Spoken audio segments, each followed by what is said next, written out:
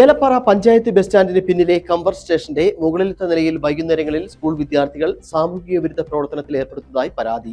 ഇത് ചോദ്യം ചെയ്യാനെത്തുന്ന ആളുകളോട് വിദ്യാർത്ഥികൾ കയർത്ത് സംസാരിക്കുന്നതായും ആക്ഷേപം. വിഷയത്തിൽ പഞ്ചായത്തിന്റെ ഭാഗത്ത് നിന്ന് അടിയന്തര നടപടി സ്വീകരിക്കണമെന്നാണ് ഉയരുന്ന ആവശ്യം.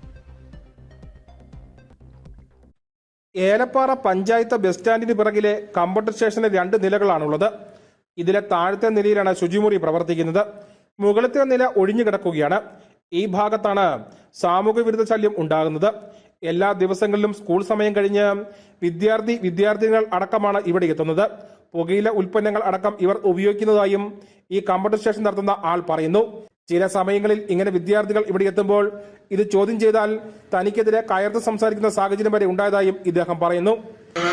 പഞ്ചായത്തിലെ ബാത്റൂം നടത്തുന്ന ഞാൻ ഇവിടെ ബാത്റൂം നടത്തി പിള്ളേർ 3 മണി കഴിഞ്ഞാൽ ഭയങ്കര ശല്യമാണ്. മേളത്തെ നിലയിൽ കയറി പോരടിയും പെണ്ണുങ്ങളോ ആണുങ്ങളുമായിട്ട് 2 പേരും അടിക്കും. നമ്മൾ ചോദിച്ചു കഴിഞ്ഞാൽ നമ്മളെ കസേര എടുത്തിട്ട് അടിക്കാൻ പറ്റുമോ പറഞ്ഞ് മനസ്സിലാക്കി. നാം പഞ്ചായത്തിലും പറഞ്ഞിട്ടുണ്ട്, ആരും ഒരു തീരുമാനം എടുത്തില്ല. മണിക്കൂറുകൾ ഈ ഭാഗത്ത് സമയം ചെലവഴിച്ച ശേഷമാണ് ഇവർ ഇവിടെ നിന്ന് പോകാറുള്ളതെന്നും പറയുന്നു. വിദ്യാർത്ഥികൾക്ക് പുറമെ പുറത്തുള്ള മറ്റാളുകളും ഇവിടെ എത്തുന്നതായി ഇദ്ദേഹം പറയുന്നുണ്ട്. പഞ്ചായത്തിന്റെയും പോലീസിന്റെയും അടക്കം നേതൃത്വത്തിൽ ഈ ഭാഗത്ത് നിരീക്ഷണം ശക്തമാക്കി വിഷയത്തിൽ അടിയന്തര നടപടി സ്വീകരിക്കണമെന്ന ആവശ്യമാണ് ഉയരുന്നത്. News bureau, Peermade.